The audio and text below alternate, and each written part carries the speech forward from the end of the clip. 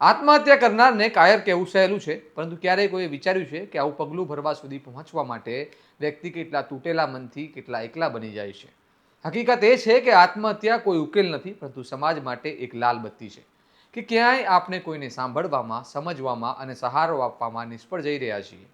ગુજરાતમાં રોજબરોજ સામે આવતા આંકડા એ જ પ્રશ્ન ઊભો કરે છે કે શું આપણે માત્ર સંખ્યા જોઈ આગળ વધી જઈએ છીએ કે પછી પાછળ છુપાયેલી પીડાને સમજવાનો પ્રયાસ કરીએ છીએ? નમસ્કાર, હું ચિરાગ વર્ષાબેન. આપ જોઈ રહ્યા છો સ્વમાન. ગુજરાતમાં આત્મહત્યાના આંકડા ચિંતાજનક છે. સરેરાશ દરરોજ લગભગ 25 લોકો પોતાનું જીવન ટૂંકાવે છે. છેલ્લા 3 વર્ષમાં રાજ્યમાં કુલ 25,478 આત્મહત્યાના કેસ નોંધાયા છે, જેમાં 2020-21માં 8,309, 2021-22માં 8,614 અને 2022-23માં 8,555 કેસો સામેલ છે. આ આંકડાઓ માત્ર સંખ્યાઓ નથી, આ દરેક આંકડાની પાછળ એક પરિવાર, એક સપનું અને એક અધૂરી રહી ગયેલી કહાણી છે. મુખ્ય કારણોમાં પ્રેમ સંબંધની નિષ્ફળતા, આર્થિક સંકટ, બેરોજગારી, ઘરેલું કલહ, મોબાઈલનો અતિ ઉપયોગ અને ડિપ્રેશન સામે આવ્યા છે. ચિંતાજનક બાબત એ છે કે છેલ્લા થોડા દિવસોમાં જ 3 પોલીસ કર્મચારીઓના આપઘાતના બનાવો સામે આવ્યા છે, જે પોલીસ તંત્રમાં માનસિક દબાણ અને કામના ભારણ પર ગંભીર સવાલ ઊભા કરે છે. ગાંધીનગરમાં એક હેડ કોન્સ્ટેબલે ઘરમાં ગોળી મારી આત્મહત્યા કરી.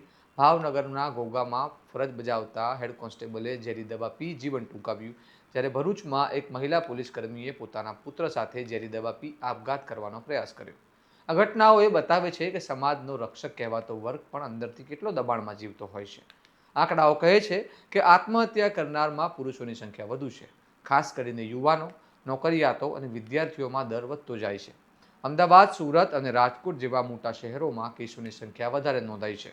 ટેકનોલોજી અને મોબાઈલ જીવનને સરળ બનાવે છે, પરંતુ અતિ ઉપયોગ માણસને એકલો પાડે છે, સંવાદ ઓછો કરે છે અને ધીમે ધીમે ડિપ્રેશન તરફ ધકેલી શકે છે. આ વાસ્તવિકતા પણ આંકડાઓ સાથે જોડાયેલી છે. સવાલ એ છે કે ઉકેલ શું છે? જવાબ એક જ છે: સમયસર સંવાદ, સહારો અને સમજણ.